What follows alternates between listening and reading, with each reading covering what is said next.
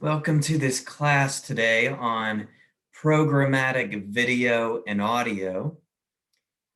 And this covers OTT, CTV, Hulu, Spotify on the audio side, a little bit of Pandora. Also, we'll cover YouTube as well, which is considered a lot of times a social media, but I like to lump it in with video.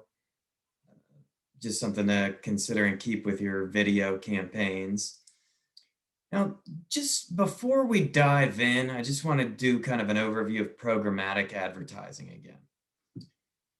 Programmatic advertising, also referred to as programmatic marketing or programmatic media buying, refers to the process where a marketer or brand purchases ad space through an online platform that uses complex algorithms to target ideal customers and deliver relevant ads during their online experience.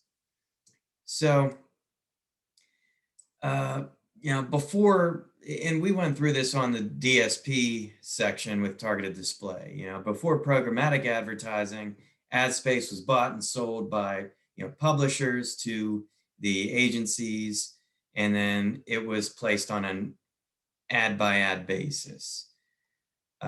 This process was really slow and inefficient and required a lot of negotiations and time before an ad can be published, and tough to make changes. So this is a much better way, and we'll dive into programmatic video and audio now. I'm going to share my screen here. Okay. So we'll first dive into programmatic video, and we'll start with OTT and CTV. These are TV-like video content streaming services that are streamed over the internet without the need for a subscription from a cable or satellite provider. Now, some of these are free to sign up for, but some of them do require a subscription to view them. Like, for example, I know Crackle, at least a version of it's free, but Hulu and others, I know Hulu, I pay like $7.99 a month for it. There's other plans without ads that are like $14.99. But anyway, they have different structures for them, but it's not through a cable TV or satellite. So just to drill in a little more on each, and they're very similar. So OTT, or over the top, is what it stands for, because we love our acronyms in digital marketing, right? It's a means of providing television and film content over the internet at the request and to suit the requirements of the individual consumer. The term itself, over the top, which implies that a content provider is going over the top of existing internet services.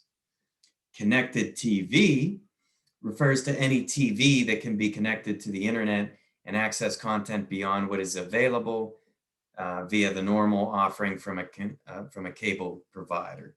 So if you're watching, TV or you're watching Crackle on your TV, that would be considered through CTV. All right. So this is an example of an OTT ad streaming on the service Crackle. So, you click in to watch a show through Crackle. Before you get into that show, you see an ad for Buick in this case. So that's how, some of these services keep themselves as free services. Moving into the OTT ecosystem, you have different news providers such as Fox News, CBS, ABC, CNN, MSNBC, and the local affiliates of these as well you can target. So in my area, I could target, WTAE Pittsburgh, and I could see it, and then if I go through there on my computer or device, I could see OTT ads through that platform. It's similar for ESPN. You could target people by area here and other aspects, but through these different apps. There's also TV channels that you could watch through the internet on your phone or an app where you would see OTT ads there. And another big one is cable alternatives. The one that I brought on my screen earlier on the iPad screen in the last slide was Crackle. Bringing that up on the computer and taking a screenshot of that ad there of how it would look within an iPad. So Sling, some of these just totally replace cable. So there's, especially with the popularity of these blowing up, there hasn't been much of a shortage of inventory for OTT. It gets tight and a little more expensive during election time, but any TV is going to do that. OTT inventory can be bought directly through publishers and streaming services, like I mentioned earlier, like the old model, but they have more targeting restraints doing it this way. And this process is more time consuming than working with a DSP, which we covered in the targeted display section, or a demand side platform, it's called. And DSPs make it easy to buy across multiple apps based on different targeting parameters you have. And layering multiple parameters. So if you have one persona that's, tends to gravitate towards sports versus another that's, tends to watch news more, or, maybe you find there's a segment of your audience or one of your products that relates really well to HGTV. So maybe a portion of your ad spend you can dedicate to channels like that. So it's a little easier to do the interest-based targeting, a lot easier through the DSPs than buying directly, unless you just want to be on one channel. Moving into, OTT service subscriptions, they're expected to continue to trend upward because more and more people are cutting the cord with cable and stream in general. So if you look here, this is from eMarketer from, mid 2020 was when this was done. So, fairly recent here, but it goes back and shows from where it was, where it was in 2015 and how it just steadily rose. And between the February forecast to the August 2020 forecast, they've had to adjust their forecast to really show that it's growing more than they even thought it would grow. So OTT does have really good targeting capabilities. There's audience and behavior targeting, where you can target by age and gender, by income, by purchase intent, purchase history. Presence of children is another example of how granular you can get with the targeting. Like say if you're a toy company, it'd be good to target that. Additional targeting capabilities, frequency capping, as with targeted display. You could say, okay, we only want people to see this ad 3 times. So if they're binging Tiger King or something, we don't want to show them this ad 50 times.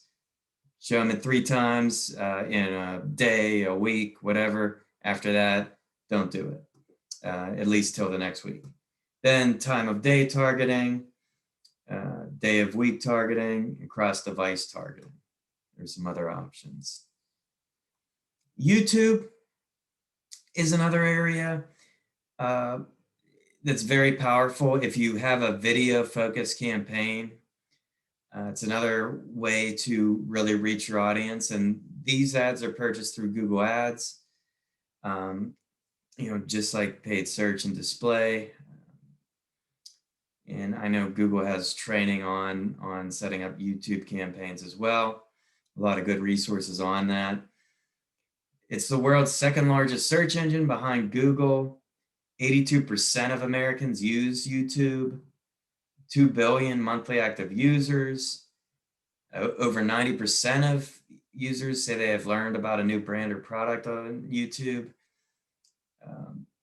So it's a very powerful channel to, especially if you're focused on video, to target. And I'll say this as well, that if your campaigns are focused a lot on video, sharing video on social media is really well as well, repurposing them for that.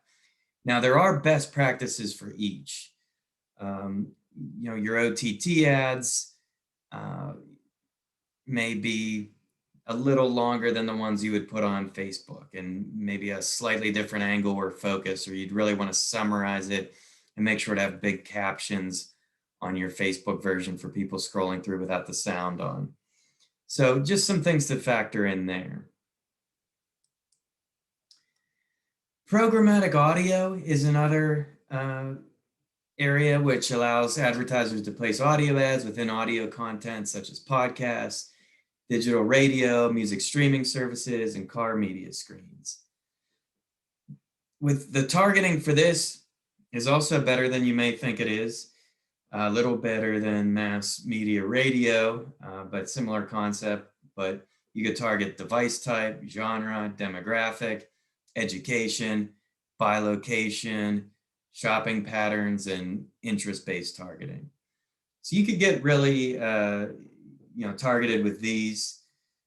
Here's an example on Pandora, where you have a visual component to it, where it could help drive clicks as well. A lot of people do listen to that on their computers at work. And then you also have it on, mobile devices. So, there's different pricing with each of these. I know Spotify, you can buy it similar to OTT by a certain amount of impressions at a cost per thousand. Pandora, they have a lot of times minimum buy-ins of, I think they dropped it recently to like more in the 5,000 a month range, but there is kind of a bar there that they set to be able to advertise with them, because they focus a lot, like radio does, on frequency. But in Spotify and some of the others, I know for agencies I've worked for, we've worked with a DSP that we did display with, that we could also buy Spotify ads with. There, they like you to have a minimum, and I think ours was like 2,000, but you could find, in a lot of cases, it's like 3,000 to 5,000 a month as kind of the benchmark to get in the door for some of these advertising to take advantage of programmatic audio. And it's similar sometimes with Hulu and some of the OTT to have a minimum buy-in, because they want to avoid a lot of hassle for $1,000 campaign. So similar to TV and radio buying, to really get your share of voice there with the ads, it's recommended that you have a certain, a decent frequency with this. This is really focused on kind of the frequency marketing of getting your message out there.